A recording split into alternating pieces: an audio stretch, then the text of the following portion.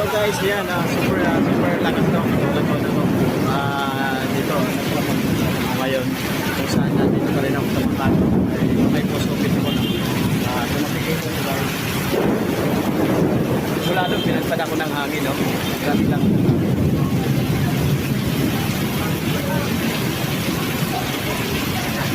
Yun, maraming stranded ngayon. Malamang mamaya yan guys. Mamaya yan, maraming bahayan. Kaya ingat-ingat tayo sa mga uwi ngayon. No?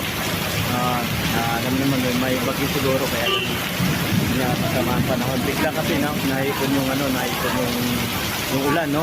Kaya todo binagsak niya to. No? At sa tingin ko baka buong Luzon niya ata na naman to umuulan. Ang hirap pala no? Bukas pala no, pumutok na naman kaya ganun.